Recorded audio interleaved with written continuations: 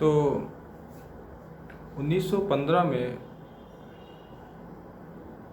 बनारस हिंदू विश्वविद्यालय के समारोह में पंडित मदन मोहन मालवीय जी ने महात्मा गांधी को, मोहनदास करमचंद गांधी जी को, जो कि दक्षिण अफ्रीका से अभी इंडिया आए हुए थे, उनको आमंत्रित किया था। और सर पहली बार उन्होंने इस अधिवेशन में, इस समारोह में उन्होंने स्पीच में, उन्होंने भाषण जो दिया उसमें उन्होंने कहा कि जब तक हम भारत के 7 लाख गांवों को आंदोलन से नहीं जोड़ेंगे तब तक हम संघर्ष के रास्ते पे आगे नहीं बढ़ सकते। तो अब जो उद्देश्य था महात्मा गांधी का राष्ट्रवाद के उदय में, उन्होंने 1915 के बाद से पूरे भारत का भ्रमण किया और लगभग हर वर्ग से उन्होंने संबंध स्थापित किया। और जहाँ तक चेतना नहीं पहुँची थी राष्ट्रवाद की, किसानों में, मजदूरों में, दलितों में, वो हर वर्ग तक पहुँचे और उनको राष्ट्रीय आंदोलन से जोड़ा। और 1920 में जब असहयोग आंदोलन हुआ और उसमें लाखों की संख्या में लोग सड़कों पर उतर आए और पूरे भारत में ये आंदोलन आरंभ हुआ, तो ब्रिटिश ये देखकर ये चकित रह गए कि 10% का जो राष्ट्रवाद था वो कैसे चेंज होने लगा, इतनी संख्या में लोग कैसे इसमें जुड़ने लगे। लेकिन गांधी जी के ऊपर एक आरोप भी है, गांधी जी सवर्णों की राजनीति है और करते हैं और मजदूरों का नेतृत्व नहीं करते हैं। हालांकि एक विवाद है, अहमदाबाद यूनियन का मामला था तो उसका गठन महात्मा गांधी जी ने ही करवाया था। लेकिन उनके ऊपर एक आरोप है कि आगे चलकर 1930 तक अगर हम पहुंचते हैं, 1930 में, तो तब तक वामपंथी विचारधारा आ गई थी, समाजवादी और साम्यवादी संगठन बन गए थे जो मजदूरों का नेतृत्व प्रदान कर रहे थे। तो मजदूरों का भी राष्ट्रवाद हुआ, किसानों का राष्ट्रवाद हुआ। और जो अभी पेरियार थे, वो जो महात्मा गांधी के साथ में कंधे से कंधा मिलाकर असहयोग आंदोलन में साथ दे रहे थे, लेकिन उनको ये लगा कुछ दिनों के बाद कि दलितों का, जो शोषित हैं, जो वंचित हैं, इनके साथ में बहुत अच्छा नहीं हो रहा है। तो उन लोगों ने उनका नेतृत्व शुरू कर दिया। केरल में एजवा के नारायण गुरु थे, महाराष्ट्र में महारों के नेता थे मावलंकर जी, उनके बाद उनके चेले हुए भीमराव अम्बेडकर जी। तो ये संघर्ष दलितों को ऊपर लाने के लिए संघर्ष करते रहे, उनके अंदर राष्ट्रवाद की विचारधारा फैलाई। तो इस तरह जब 1930 और 1940 के बीच के दशक में देखते हैं तो धीरे धीरे जो राष्ट्रवाद जो है वो दलितों का राष्ट्रवाद, जहाँ तक राष्ट्रवाद अभी तक नहीं पहुँचा था, जो बुद्धिजीवियों तक ही था, तो उसमें दलितों का और किसानों का, मजदूरों का, सभी वर्ग का, सभी लोग राष्ट्रवाद की विचारधारा से जुड़ने लगे और ब्रिटिश सरकार के विरुद्ध आंदोलनों में सहभागिता करने लगे। और 1942 के आंदोलन, जिसमें नेता भी नहीं थे, नेताओं को अरेस्ट कर लिया था, उसके बाद भी ये आंदोलन बहुत तेज़ी से पूरे भारत में फैला। और जो आंदोलन फैला और जिससे कि ब्रिटिश सरकार को ये समझ में आ गया कि अब हमें यहाँ से अपनी बोरिया बिस्तर बांध लेना चाहिए। और बेबल ने कहा ये कि अब हम अगर यहाँ से बहुत जल्दी नहीं गए तो बहुत बड़ा तूफान आने वाला है। तो इस तरह से जो 10% का राष्ट्रवाद था उसको अगर 100% में तब्दील करने में महात्मा गांधी का, अंबेडकर का, इन लोगों का बहुत बड़ा रोल है,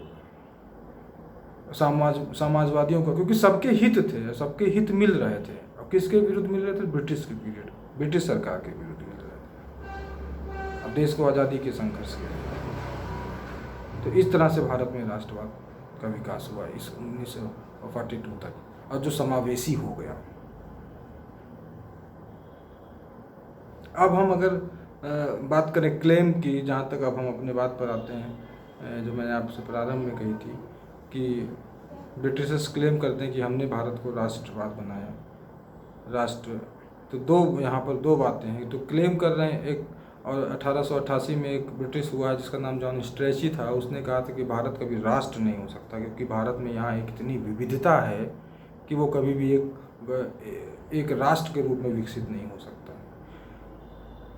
और विविधता इतनी है कि अगर एक पंजाबी को खड़ा कर दिया जाए और एक बंगाली को खड़ा कर दिया जाए तो दोनों की सभ्यता, संस्कृति, कल्चर सब कुछ डिफरेंट है। तो इसी आधार पर उन्होंने ये बात कही थी कि इतनी विविधता है, कभी भारत एक राष्ट्र नहीं हो सकता है। तो यहाँ पे राष्ट्रवाद का उदय क्या होगा। और दूसरी तरफ 1945 में विंस्टन चर्चिल ने कहा था कि भारत में इतनी विविधता है और ये राष्ट्र कभी हो नहीं सकता है, अगर ये हो भी सकता है तो इसको राष्ट्र बनाने के लिए एक ब्रिटिशर्स और जर्मन सेना की आवश्यकता है, तभी ये एक राष्ट्र बन सकता है।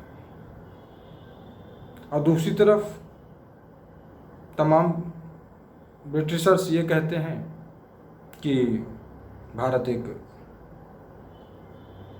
राष्ट्र था नहीं, लेकिन उसको राष्ट्र हमने बनाया।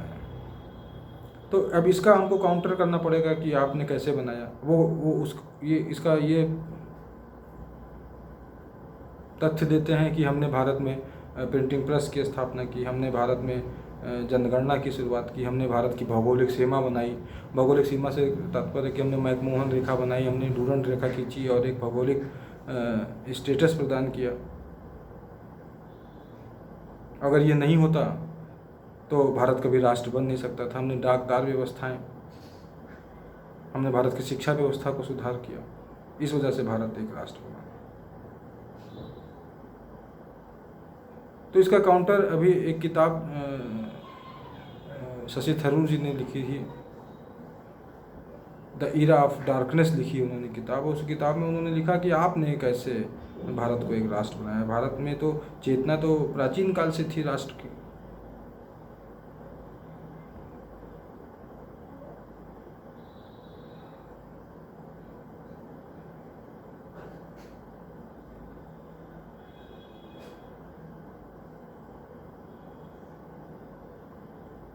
मौर्य एम्पायर का डेक्लाइन हुआ तो फिर उसको जब डिसइंटीग्रेशन हुआ तो उसको फिर इंटीग्रेट किया गुप्ता एम्पायर ने। गुप्ता एम्पायर का डेक्लाइन हुआ तो उसको फिर इंटीग्रेट किया हर्षवर्धन ने। हर्षवर्धन के बाद आप आ जाएंगे, डेक्लाइन हुआ तो प्रतिहार पाल और चोलों के बीच में संघर्ष चलता रहा शक्ति को लेकर। और उसके बाद फिर तुर्कों का आक्रमण हुआ।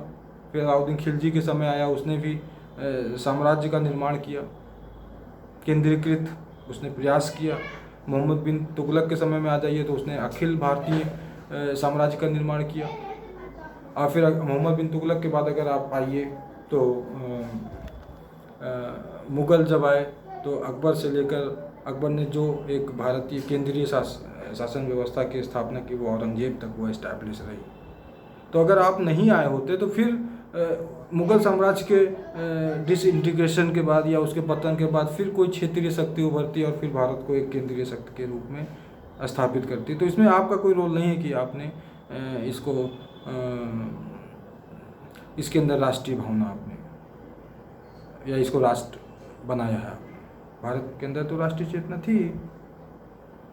और दूसरा आप ये कहते हैं कि हमने ये सुधार किया, हमने वो सुधार किया। तो आपने ये सुधार जो किए आपने, वो क्या हमारे लिए किए थे कि हम ये सुधार कर रहे हैं और हम 100 साल के बाद चले जाएंगे और आपको ये भारत दे के चले जाएंगे? वो जो भी काम कर रहे थे वो आप अपने फ़ायदे के लिए कर रहे थे, अपने व्यापार के फ़ायदे के लिए कर रहे थे। तो ये आप ना कहिए कि आपने भारत का राष्ट्रीयकरण किया है या राष्ट्रवाद की भावना का जन्म कर रहे हैं। और जहाँ तक एक सबाल्टर्न स्टडीज़ के एक राइटर हुए हैं, पार्थ चटर्जी नाम है, तो उन्होंने इस पे कहा है कि आप प्रिंट मीडिया की बात करते हैं कि प्रिंट मीडिया की वजह से राष्ट्रवाद का उदय हुआ। तो जब भारत की जो जनसंख्या थी जिसमें जब 90% लोग निरक्षर थे, तो वो कौन सा अखबार और कौन सा पत्रिकाएं या उपन्यास पढ़कर उनके अंदर राष्ट्रीयता की भावना पैदा होगी। इसलिए आप क्लेम ना करें कि आपने भारत में राष्ट्रवाद का विकास किया है। जहाँ तक जनगणना के लिए आप कहते हैं कि हमने जनगणना कराई और एक राष्ट्र बनाया। अब जनगणना तो बहुत इम्पोर्टेंट फैक्टर है। आप लोग सुनते हैं कि मोदी जी हमेशा कहते रहते हैं मेरे 125 करोड़ देशवासियों, 125 करोड़ देशवासियों। अब तो खैर 137 करोड़ हो गए हैं, तो 125 करोड़ का 137 करोड़ कहने का क्या उद्देश्य है? कि मतलब अंदर से एक आवाज़ आती है कि हम एक हैं। लेकिन जो ब्रिटिशर्स जो जनगणना करा रहे थे उसको जाति के आधार पर और धर्म के आधार पर वो जनगणना करा रहे थे कि इतने इसमें ब्राह्मण हैं, इसमें इतने क्षत्रिय हैं, इसमें अदर कास्ट हैं, इसमें यादव हैं, इतने कुर्मी हैं। तो अगर इस तरह से अगर आप जनगणना करा रहे थे तो क्या ये आप यूनिफाई कर रहे थे भारत को? भारत में राष्ट्रवाद की भावना ये कैसे पैदा हो सकती है? अगर आप मोदी जी अगर ये कहें कि अगर हम इतने मेरे प्यारे देशवासियों, इतने ब्राह्मण, इतने यादव, तो भारत में राष्ट्रवाद की भावना कभी नहीं जन्म ले सकती है। तो आप ये न क्लेम करें कि भारत में राष्ट्रवाद का उदय या राष्ट्रवाद का जो विकास है वो आपने किया है। राष्ट्रवाद के विकास में और भी कई फैक्टर काम करते हैं कि आप बंकिम चंद्र चटर्जी का आप नाम ले लीजिए। इन्होंने आनंद मठ में इन्होंने लिखा वंदे मातरम। इन्होंने भारत को एक माता का दर्जा दे दिया, वंदे मातरम। और उसके बाद 1905 में आ जाइए तो अवनीन्द्रनाथ टैगोर हैं। इन्होंने अब जैसे कि कोई बच्चा है उसको, और जिस समय कोई माँ अपने बच्चे को जन्म दे रही हो और वो उसकी मृत्यु हो गई और बच्चा जब बड़ा हो तो पूछे मेरी माँ कैसी थी, उसका रंग था, उसका रूप कैसा था। तो इसका अवनीन्द्रनाथ टैगोर ने एक माता का चित्र बना दिया कि ये भारत माता है। तो इस तरह से जब भारत माता का कॉन्सेप्ट आ गया, भारत माता का चित्र आ गया, तो एक आध्यात्मिक चेतना जगी भारत के लिए, लोगों को आपस में जोड़ने के लिए।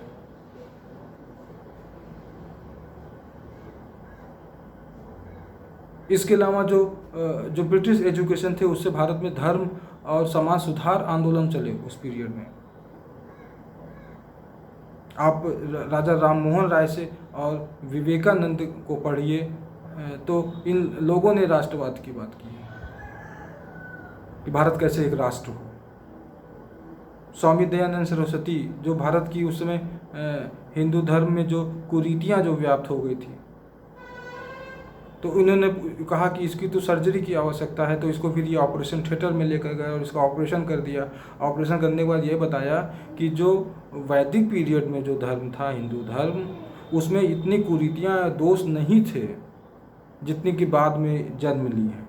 और उन्होंने आर्य समाज के माध्यम से ये संदेश देने का प्रयास किया और जो कुरीतियाँ थी उन कुरीतियों को समाप्त करने का उन्होंने आंदोलन चलाया और ये बताया कि वैदिक पीरियड ज़्यादा बेटर था इस पीरियड से, और एक नारा दिया वेदों की ओर लौटो।